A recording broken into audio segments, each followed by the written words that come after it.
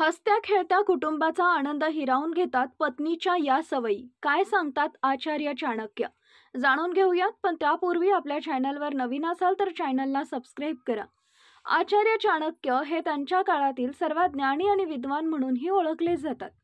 आपल्या हयातीत त्यांनी अनेक प्रकारची धोरणं आखली होती. या धोरणानंतर चाणक्य नीती म्हणून ओळखलं जाऊ लागलं. असं म्हटलं जातं की जर कुणीही यशस्वी, समृद्ध आणि आनंदी जीवन जगण्याचा प्रयत्न करत असेल तर त्यांनी चाणक्य नीतीमध्ये नमूद केलेल्या गोष्टींची काळजी घेणं आवश्यक आहे. आचार्य चाणक्य यांनी त्यांच्या धोरणांमध्ये एक कुटुंबातील पत्नीच्या काही सवयींची चर्चा केली आहे. या सवयीचं वर्णन करताना ते म्हणाले की जर कोणत्याही पत्नीला या सवयी असतील तर तिच्या घरातील सर्व सुख हिरावून घेतलं जातं. एवढंच नाही तर अशा महिलांमुळे संपूर्ण कुटुंब क्षणातच उद्ध्वस्त होतं. चला तर मग जाणून घेऊया या सवयीबद्दल. खोटे बोलायची सवय. जर पत्नीला प्रत्येक संभाषणात खोटे बोलायची सवय असेल तर ते तिच्या कुटुंबाच्या उद्ध्वस्त होण्याचं सर्वात मोठं कारण बनतं. एवढंच नाही तर पत्नीनं पतीपासून काही गोष्टी लपवल्या तर ते बर्बादीचं कारण बनतं. यामुळे महिलांमध्ये कधी कधी परिस्थिती अत्यंत गंभीर बनते. ज्या घरात अशा स्त्रिया राहतात तिथं संघर्ष होतो आणि समृद्धीही जाते. वाद घालणं. काही महिला अशा असतात ज्यांना प्रत्येक गोष्टीवर वाद घालायची सवय असते.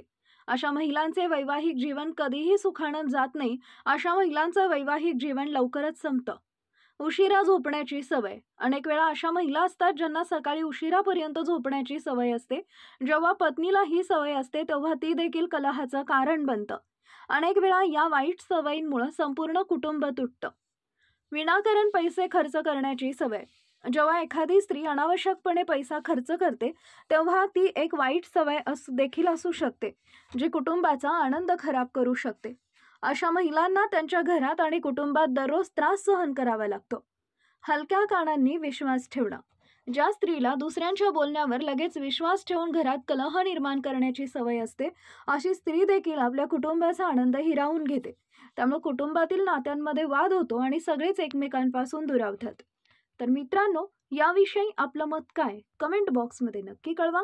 तसेच ही महत्त्वपूर्ण माहिती आपल्याबरोबरच इतरांना पण शेअर करा. धन्यवाद.